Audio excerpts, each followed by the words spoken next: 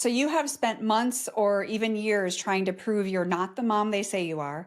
You've apologized, you defended yourself, and probably bent over backwards, only to feel more misunderstood. So this video is about the moment that everything can shift, and you're going to learn how to stop fighting for someone else's approval and start fighting for your own peace. Let's get started.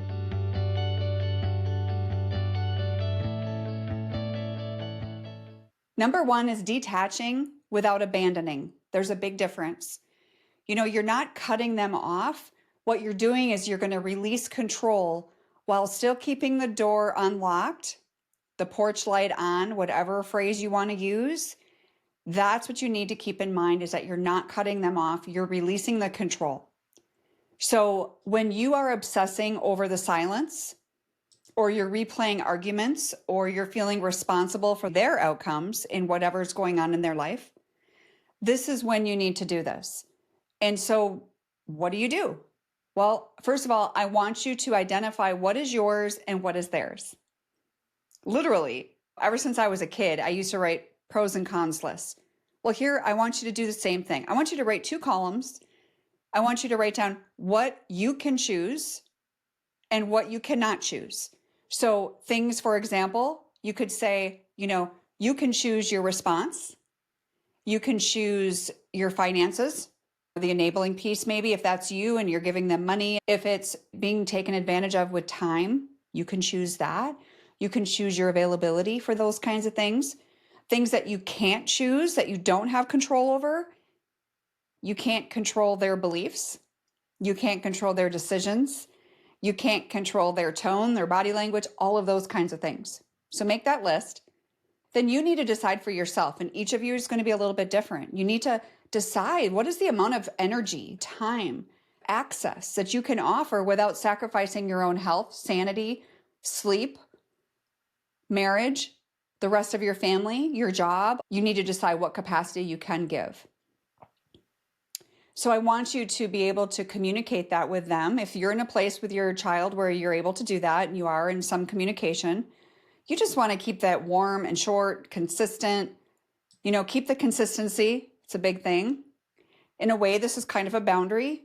This doesn't need to be a sermon. This doesn't need to be, well, because you did this, then this is what I'm willing to do, et cetera, et cetera. No, just keep it warm. You can just tell them that, yes, you're there for them. I'm here for some healthy, respectful contact, and I love you, but I need to step back from this back and forth because it's harming both of us. You can tell them you're not going to argue. But when you both are calm, you're very open to talking, right? You can love them well and still surrender the outcome. I think some of us forget that. We're still in fix-it mode and we haven't surrendered it. So we feel like there must be something else we need to do. And more times than not, there isn't anything else for you to physically do.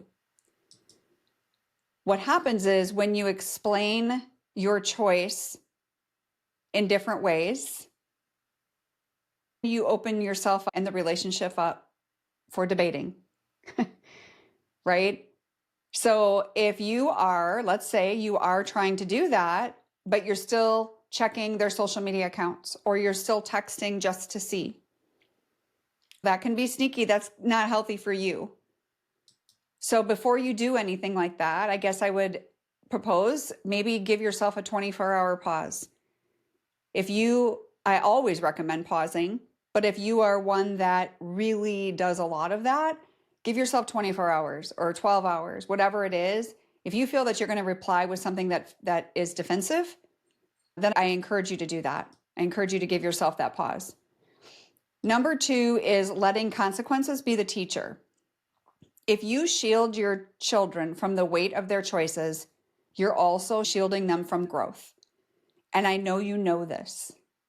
If you're a mom, unless this is the first time you found me or this whole concept of estrangement and you haven't heard that before, well, I'm here to tell you that is so true. We don't want to shield them. We don't want to stop their growth, their emotional responsibility, their personal responsibility. We do it. Sometimes a lot of moms, what's happening is they're enabling to make themselves feel better. because then you feel like you're actually participating in the relationship and you're fixing because you're doing what moms do and moms fix. When they're little, that is our job. We need to fix these things, right? Bigger adult children, bigger problems. So when your child is demanding money, maybe they're demanding babysitting, a place to live, but yet they're still disrespectful. You have to decide, what are your non-negotiables? What will you no longer finance or fix? You really need to write this down for yourself and be really specific. And you can even say, here's what support from me looks like. This is what support from me looks like. And then you have to hold steady, my friend, because every time what happens is you do this just once, every time you give in just once more, you restart that cycle. You know what? I'm not available for emergency cash. I believe you can problem solve this. I believe in you. I know that you're going to figure it out. You're very smart. I know you're going to figure this out. You know, God is faithful to finish his work in them. You don't need to play savior. Trust me, I did the same thing in regards to trying to fix everything, and it got me nowhere. What happens typically is we'll do this emotional bargaining with ourselves. Like if you're thinking, if I say no, he or she's going to cut me off forever. So what about if we look at this more like working on yourself this week and choosing one, even just one rescue that you'll stop doing? Write your one sentence response for yourself. So if you are realizing that this is exactly where you get stuck, I'd love to help. You could book a heart-to-heart consultation. This isn't just a conversation about your situation. It's a guided call to help you find clarity and direction in your healing process. And this is for moms who are ready to consider coaching. If that's you. I would love to have that conversation with you and see if this is a good fit. But just remember, you do not have to go through this alone. The link to that is in the show notes and in the description. Number 3 is reclaiming your emotional space. You know, your mood and your peace don't come second anymore. They almost kind of become second to their text, their labels, their silence, all this pain. But when you spiral after every message or your whole day is hijacked by what they might do, this is when you know we need to do this. You need to create, for example, a response window. So decide sometimes that you check messages. Maybe you only check your messages during a certain time frame. And don't give in to that in between. And not responding to the negativity. Not responding to the negativity of the disrespectful text. I know a lot of the moms that I work with, this is what I teach them, because we have got to stop participating in that. Somebody's got to stop the cycle. You can care without carrying. And you can respond from peace and not panic. It's really easy to respond to panic, the worst case scenario, but you have to know that you have to have that internal peace. Otherwise, you're acting out of your own pain. And that's what we need to get to the bottom of. What happens too, and I was so guilty of this one, is just one more peek at their social media. I just need to know if she's alive. I just need to know what she's doing or what he's doing. So give yourself some check-in windows for messages. Maybe giving yourself, this pause before replying if that's you and you are in communication. Number 4, replace the reactivity with reflection. Instead of reacting to everything that they do, what if you journal? What if you really reflect on it? When you pause, that protects you. It protects your dignity. And maybe this will really make you want to do it. It's going to protect and help the relationship's future. The more you pause, the better relationship you're going to have in the future. When you are getting accused or labeled or baited into defending your whole record as a mom, almost like a rap sheet, is how some of you have described it to me. You have to ask yourself, am I reacting to shame, fear, or the need to be right? Will this response to my son or daughter build a bridge into this future relationship, or will this build a wall and put up even more defenses. So we want to make sure that we choose a response that is neutral. We don't want to talk about history. We don't want to justify. That will get you nowhere. We know that, right? But when you can say, I'm willing to talk when we're both calm and respectful, or I hear you, I love you, I'm going to reflect and I'm going to reply tomorrow. And if they come back at you with, see, I told you, you could just ignore that. Ignore that, give yourself some grace and call it a night. Don't debate labels. If you want to share a specific request for something, you can say, I'm listening. Remember, a soft answer turns away wrath. And if they continue to come at you, that's where you just ignore. And for moms doing that to their kids, I would encourage the children to do the same.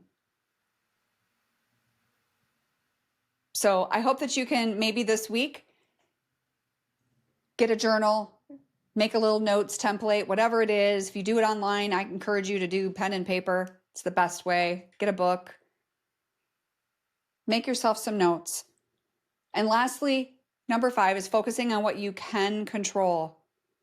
If we all just focused on what we can control, I want you to invest your time, your energy where you have authority, your habits, your health, your purpose, and your people.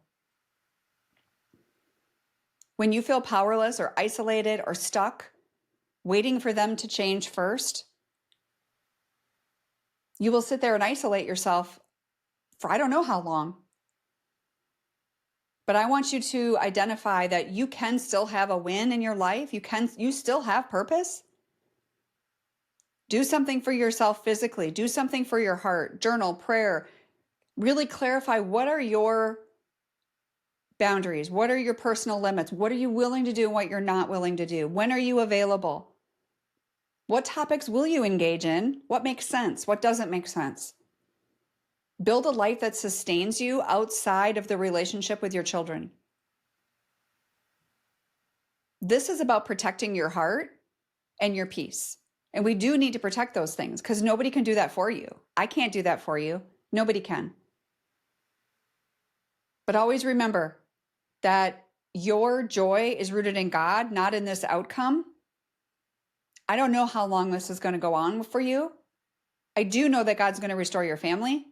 I don't doubt any of that. It doesn't matter how bleak it looks. But you have to remember that your joy is rooted in Him and not in just the family situation. So I hope this helps you today. Get that journal, get the pad of paper, whatever you want to do, but start taking these notes. And I hope these 5 tips have helped you today. I'll see you in the next episode. God bless.